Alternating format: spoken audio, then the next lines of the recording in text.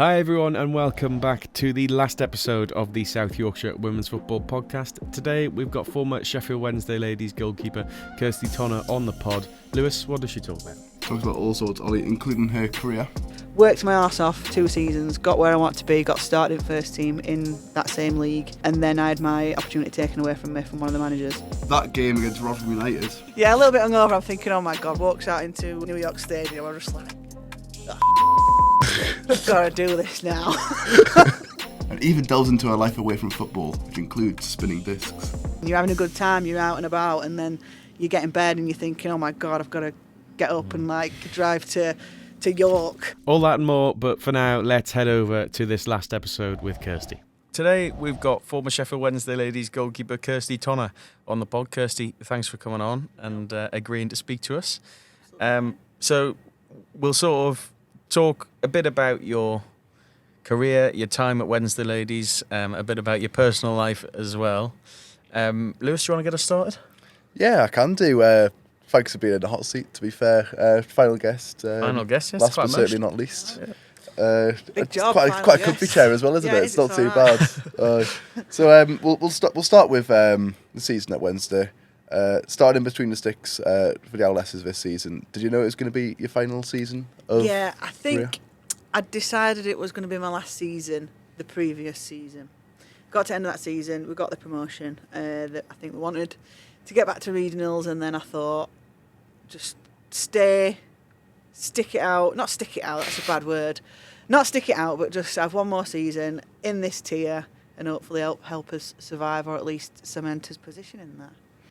Yeah, and what kind of support have you received from those at the club about your decision? Was there any? I can't imagine there was much sort of rejection towards it, but was there support in place for that? No, there was a few shocks. I think it only really got spoke about amongst the team when I think they said that Laurie was going to retire, but Laurie's already kind of coaching and not really playing as much. But they're saying like she's going to retire and like actually stop playing, because I know she was helping out some of the teams in the South Yorkshire leagues. And then I just kind of said, well, it's going to be my last season as well. And they were like, oh, why? And I'm like, because I'm 38. And it's not as easy to throw yourself around for 90 minutes on a Sunday, especially now you're in these higher leagues and, you know, wake up without a few backaches, knee aches, neck aches, everything aches on a Monday morning. So, but also kind of opening more time for myself and other parts of life. Was it the promotion that sealed the extra season?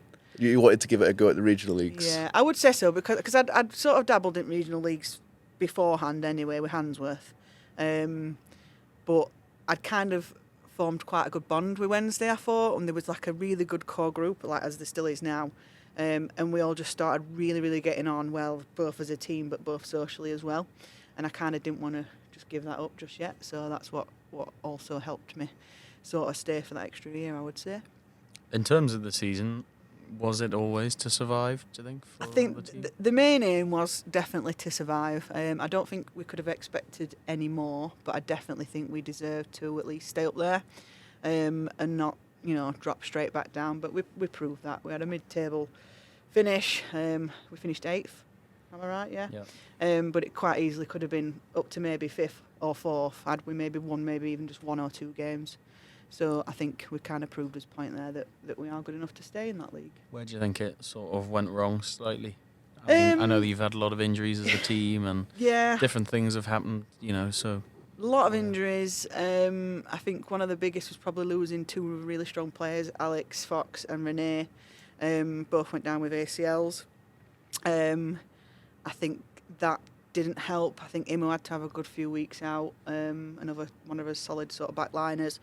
And just, ones like that, I think maybe, had we had them because we were still great without them, but might have just been able to push to that extra level. Yeah, and in terms of going back to your decision to retire this season, you mentioned they had plenty of support, plenty of reaction from the players. Was that echoed in the coaches as well? How did Kieran and Andy react? Yeah, I mean, I think I like Kieran and Andy, get on with them both really well, and I think they kind of want me to stick around as a bit more of a mature head. Mentor kind of yeah, thing. like a mentor to help people like Sky, Lois, and those that might end up coming through. because they are younger, and we don't really have anybody else that's kind of in between. Like, there's nobody around about that, like... You're not going to get that maturity from Kieran, yeah. are you? No, exactly. No, but there's no kind of in between. It's either me that's 38 or these other two that are 16, 17. Do you know what I mean? There's no in between. There's no, there's no like 20-odd-year-old keeper coming through. It's just, it's either young or me that's really old, so they kind of wanted me to help them kind of grow and hopefully mature and get a little bit of confidence. Do you think because you know Andy and Kieran, you can kind of say, you can kind of get in their ear and say, oh, she's going to be good, or take a further look at her kind of thing? Yeah. I mean, definitely. Obviously we've had Sky coming through this season, and I think she'll continue to kind of try and, break through. But there was two of us the whole of last season, and now it's obviously dropping down to one. So we either need somebody else to either push Sky, or somebody else to come into the fold completely new that's going to hopefully... become part of the first team as well, and just to hopefully get that next keeper in there as well. Can I ask one more question about goalkeeping? Go on, Bal, go on. How important do you think, because I was a goalkeeper, how important do you think sort of healthy competition is between, say, 3 or 4 goalkeepers? Say you recruit 2 more over this trial period, how important is, say, having 3 or 4 for the team and for morale and for competition for places? I mean, it's tough because if you're not number one, then you don't really get much of a look in. And to be honest, with a couple of my previous teams, that's what made me leave, because somebody else came in, pushed me out, and that's why I eventually went to Wednesday, and then obviously had a great 2 years there. But I think the competition is healthy, but I think it needs to they need to be understood that they need to be like a partnership. Yeah. And also, with how Sheffield Wednesday's getting set up this season, I think there's going to be 3 teams. Development, reserves, and the first. So in my eyes, that opens door for maybe 6 or 7 keepers, to hopefully sort of compete, drop in with each other. If somebody's not doing too well, then maybe you need to go down and have a little bit more development, play some sort of not easier teams, but play in the easier leagues, get your confidence back up, and then maybe come back into a first team or a reserve team and just sort of enjoy your football and be more confident with playing as a goalkeeper. Yeah. Was that ever the case this season? Because obviously 24-25 season was the first time we had the reserves back, and obviously they had a couple of goalkeepers themselves. Yeah. Was there ever that potential of them coming into the first team for it, and I don't know, you being a bit precarious about your position in there? Yeah, I mean, it's a weird one, because I did want to play to my full strength for the whole season, which I tried my best to do.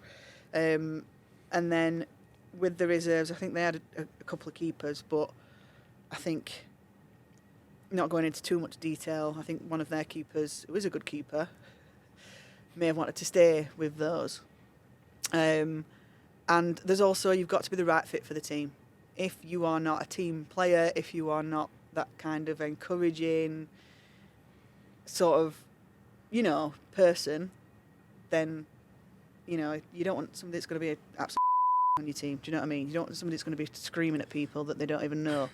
Bleep that. Sorry. But you're not allowed to swear. Swear as much as you want. It just gives him more work to do. But yeah, you don't want that person that's effing and jeffing at your defence because they've made a mistake. You need confidence. Yeah, if you made a mistake, shout about it, get over it. But you just, I don't know. I just feel like, because it's a young team as well, Sheffield Wednesday. Like, you don't want, some knobhead that's coming in just screaming, shouting, "Oh, you that's your fault. That weren't my fault." Do you know what I mean? Yeah. Just sort of like take responsibility for what is yours. If it is your fault, but then again, if it's the defender's fault, say, "Don't worry about it, mate. Let's get up, crack on. Yeah, we go again." I was going to ask you, we'll sort of look back on your career because obviously you've retired now. So how do you look back on your time at Sheffield Wednesday Ladies? Wednesday Ladies, probably the best 2 years I've had playing football, I would say. Went out on a high then. Yeah, and I think that's what I wanted to do as well. I want to go out on a high. Do you know what I mean? I trained hard, played hard, wanted to be there, wanted to be around the team. And yeah, so they kind of kept their loyalties to me, which I'm quite thankful for, which is kind of the opposite of what happened sort of prior to that, and probably one of the reasons why I came to Wednesday. Was that at Handsworth? Handsworth, yeah. What happened there? Kind of touchy subject again. Don't know how much to say about it because, people might listen or watch. But yeah, I kind of worked my arse off 2 seasons, got where I want to be, got started in first team in that same league, and then I had my opportunity taken away from me from one of the managers, by one keeper coming in for one game, which is ridiculous if you ask me. Like, when you've been there working your arse off for 2 years straight, every training session, every game, giving it everything, get your break, and then just because you can't make one game, then somebody else came in and then that were me out. Didn't even feel like there was any sort of competition there. It was just one in, one out. No, literally 1 in, 1 out, which was really, really hard for me to take because I thought, right, I'm finally getting somewhere because I loved all SYWF girls as well. Like, some of them are still, good mates now, and I still talk to quite a few of them quite often. But it was just that one game just completely taken away. So, and then I was like, oh, that's it. I'm gone as well. I mean, of course, you were reaching the latter stages of your career at that point. Yeah. Did it ever dawn on you, this might be my last club, and you'll be ending on a low, or are you always gonna strive for something else? No, I always sort of said to myself after that happened, like, this is not, it's not ending like this sort of thing. Like, I want to, like, go out on a high, and then I got that with Wednesday, 100%. How does a move like that, sort of from SYWF to Wednesday, come about? Do you know people? Did you already know people at Wednesday? I didn't know anybody at Wednesday, but they were advertising quite a lot for a goalkeeper. The advert was going out like repeatedly over the space of a month, 6 weeks or so. And then so I messaged the guy on the number, which was Kieran, and then he literally phoned me straight away and he's like, right, where are you playing? Do you want to come? Like, come trial, do this, do that. Must have been a good start for you, knowing that someone was that keen to have you as part of the team. Obviously, in comparison to how we say it was like at SYWF. Mm-hmm. Yeah, exactly. Somebody like literally phoning me straight away saying, do you want to come this Wednesday? And then obviously doing the trial, but then saying, right, phoning me as soon as I finish that trial, and then going, so you're signing for us then? So it was that quick. And obviously just at them trials, they saw something good enough for them. And to say that Sheffield Wednesday Ladies, with obviously the humongous amount of Sheffield Wednesday fans in the city, couldn't even find a senior keeper, which just boggled my mind a little bit as well. But lucky for me, I got in there and got the part. Are there any standout moments from your 2 years at Sheffield Wednesday? Anything that you look back on really fondly? Any specific moment? I really enjoyed my last game. I went on at just before half time, and then they took me off just before full time. Got a nice round of applause. Full nice. guard of honour and everything? Not quite guard of honour, but a full, hold off 5 minutes before end, round of applause, and I had the other team like saying, "Oh, congratulations on your retirement." I'm thinking, how the hell do you know? So that was nice. And yeah, that's it really. I'm trying to think what other games there were like. Rotherham game? Yes, there I could not think of that. There Sorted. You go, all the way. So Rotherham game. Rotherham at the time we got about this time last year, weren't it? Yeah, May last year. Yeah, and it was like her game two, her game two cup, and Rotherham at the time were 2 tiers above us. And I'll be honest, I was a bit rough from the night before, a little bit hungover. We've all been there before. Yeah, a little bit hungover. I'm thinking, oh my God, walks out into New York Stadium. I'm just like, I've got to do this now. And then, but we had obviously away team changing rooms, which obviously the pros use for. They had like LED lights in there and everything. Even I was walking, I was like, it's incredible, to be fair. But yeah, the whole setup, changing rooms, how we had it set up. Barry Bannon put on a bus for us, paid for his bus. Thank you, Barry. And yeah, just went down like a proper team. And then I thought, but we're going to get absolutely smashed here. Like, it's going to be a 6, 7, 8-0. And then we went out there, and then I had made a few saves, and I was thinking, what are they doing? Like, why are they not scoring? They're not scoring past me. Because I made a few saves, and like then a force field. Yeah, it was weird. They were coming off at top every time for one-on-ones, and I was just like sticking an arm or a leg out, and they weren't getting past. And I was like, "Come on, you've got to score." Yeah. And then I think they only managed to get like 2 up by half time, and then the second half I thought, "Here we go, we'll crumble. They'll smash us again this half." And then in that half they didn't score, and we didn't score, so that technically was a 0-0 half.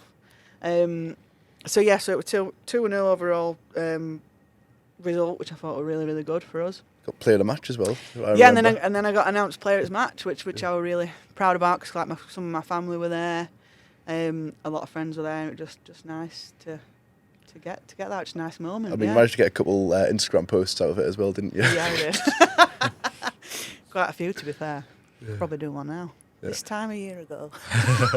And now you're here. But no, yeah, you're right. Why don't you say, yeah, exactly, yeah, that was great. That would have been top of your mind. Like I said, even though it was a loss, I think like the whole team played great, like to keep them down to 2-0. And they had players like Alicia Gale absolutely slamming down, chuffing. Absolutely rapid. Yeah, rapid down wings, like she's on England pathway or whatever she were doing at the time. Everybody after her and couldn't get past Tommy Briggs. 2-0 defeat, we'll take that and you're on the pathway to the pub. Yeah, exactly, yeah. Perfect. Straight for a pint after. What do you think you enjoyed most about football in general over your career, would you say? For me, I'll be honest, I've never been the most skillful. I've never been the most, I've never been the fastest, never been like, because I was a striker before, like the last 4 years. And I went to goalkeeping because my ankles kept like spraining. Years of abuse from basketball, skateboarding, football. They just kept giving out all the time. So I thought, right, I want to carry on playing, but how do I do it without hating myself all the time? Sounds a bit backwards because you're throwing yourself around. But like my ankles, like you don't do as much sprinting, you're more jogging and you're more like backpedaling. So instead of sprinting for like through balls and stuff, so that's what I did, and it kind of worked. Did you know that you were going to be decent enough keeper? Was that, were you aware of that, or was it just? Well, when I played for Steel City when I was a lot younger, if we didn't have a keeper available, it was always me that went in. So I knew that I could do certain things and stuff like that. So, and I think I'd start to cover a lot for Swallownest as well, because we were like Division 2 in Sheffield League, but when our keeper was away, I'd cover for her, and I thought, well, I'd actually quite enjoy this. So, and then the end of that season was like that was the one where I thought, I think I want to stay in that now.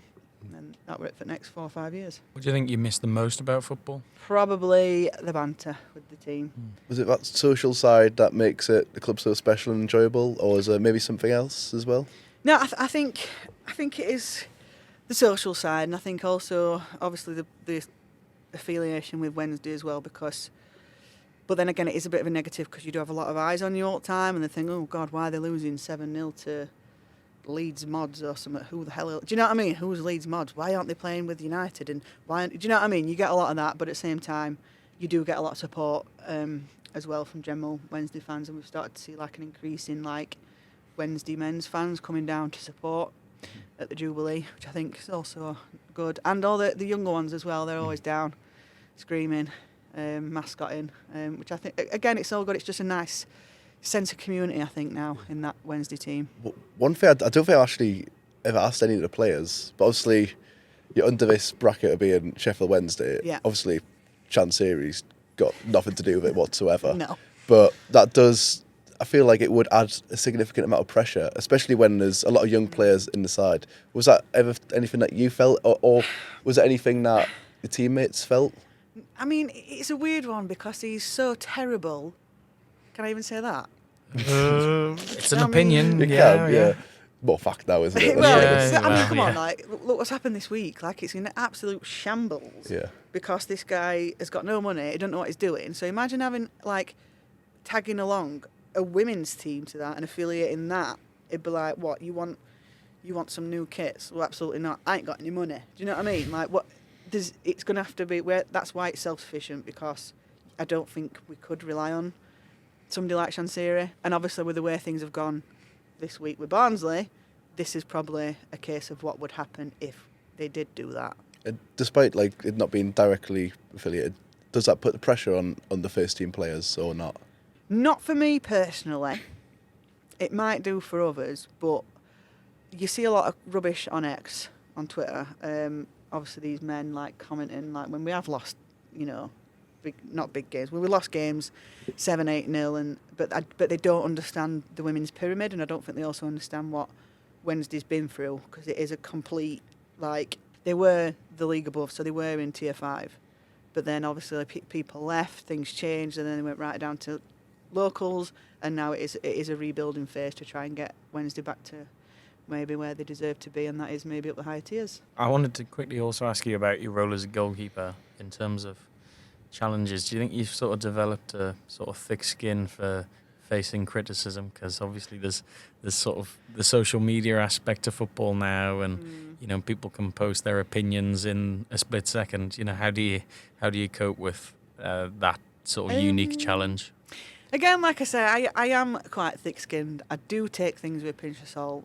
Because somebody put a picture up of me, like from a match report, and then somebody said, what did somebody say? Basically, they commented on my size, which I laughed at, or they said something like, wow, she's a beast, and I just replied and said, yes, I am.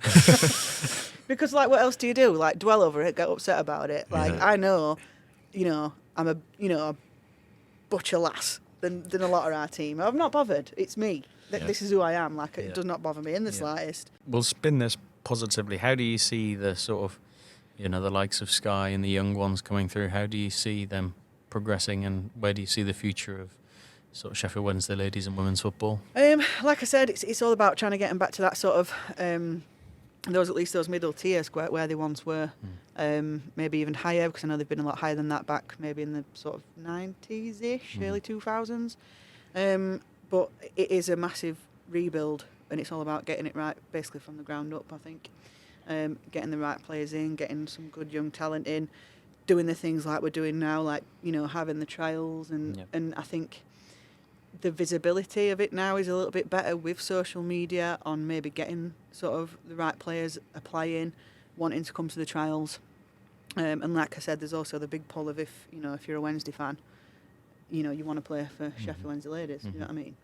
So yeah, you mentioned what needs to be done for them to reach that next level.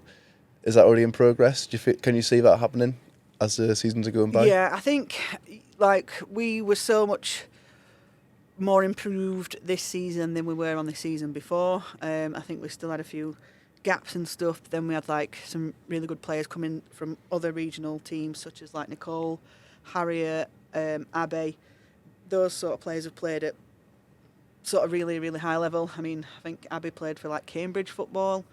Harriet was at, where was Wakefield? Harriet? Yeah, Wakefield AFC. They were really high as well, weren't they?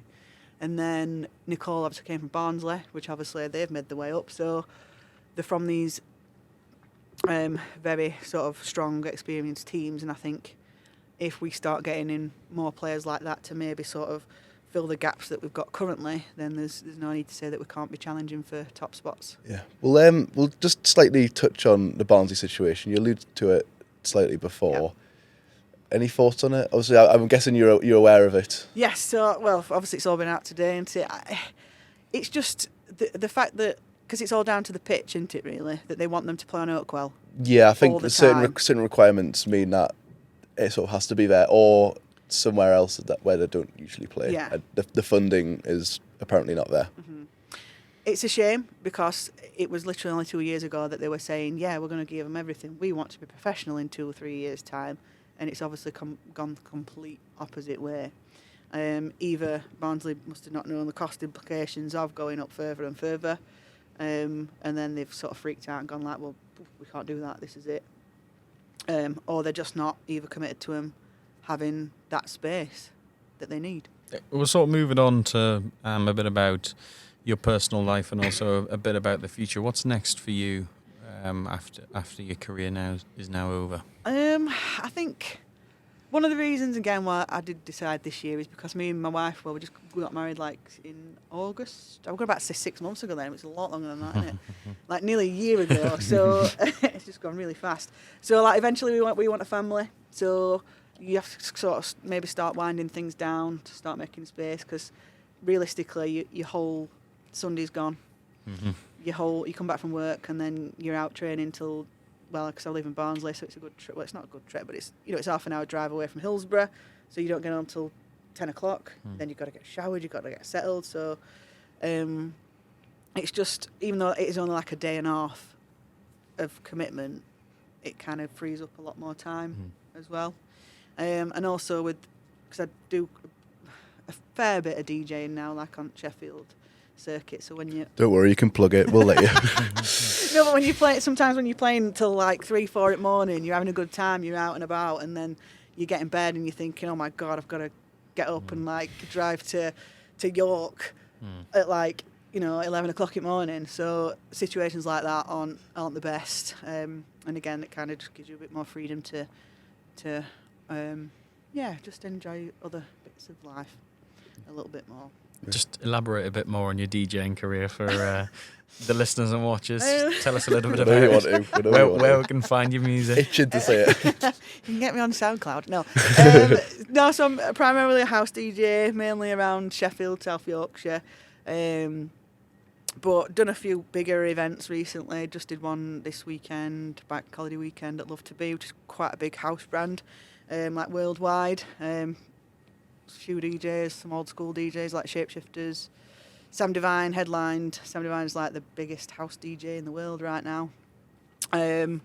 So yeah, like supporting people like that again will hopefully bring more opportunities DJing wise. In terms of the DJing, I don't really think you might play house music at a wedding, but you're DJing at a wedding. What are the 3 go-to songs? Oh God. You got to play to the crowd, surely. What, to a wedding? We're not going to Rolling on a River. Oh, okay. We are. Take That, Never Forget is a big one, but that's for like me and my pals. That's like all their wedding songs. And then everybody likes that like Take Me Diddle-it, Diddle-it, that with saxophones. I've got no idea what No, it is. I forgot what it's called. Anyway, I hate that song, but everybody has it as a first dance song. So sorry if you have that as your first dance song, but it's horrendous. Something must go seriously wrong if a song I don't even know is all of a sudden going to be my first dance. So I'm quite confident that will be the case. No, that's definitely going to be somebody's first dance song. Oh, God. Could be anything worse. Yeah, thanks for coming on. Thanks for spilling the beans about your DJing career and a bit of football as well. Do you want to plug your name or anything? Yeah, so, well, most people know me as Tonner, at T0NN3R on Instagram, and that's where all my DJ gigs will be, but there'll be no more football games. Just DJ gigs. Just DJs in the future. Oh, well, thanks for coming on. No problems, thanks for having me. I really enjoyed that. Quite Really funny. interesting. And I've We'll really, take that. I've really Yeah, I'm spilled some glad you beans find there, us funny. actually. Gosh. Hands off you watching. Might be getting some hate mail. It's fine, you're retiring, it's all good. Go out on a high, as I said. Kirsty, thanks for coming on. Lewis, thanks for all your help over the last few weeks with different episodes and things. Thank you for everyone to everyone for watching. Keep an eye out on the SYWF website and social media for a few more articles and everything like that. But thank you for listening. Thank you for watching, and take care.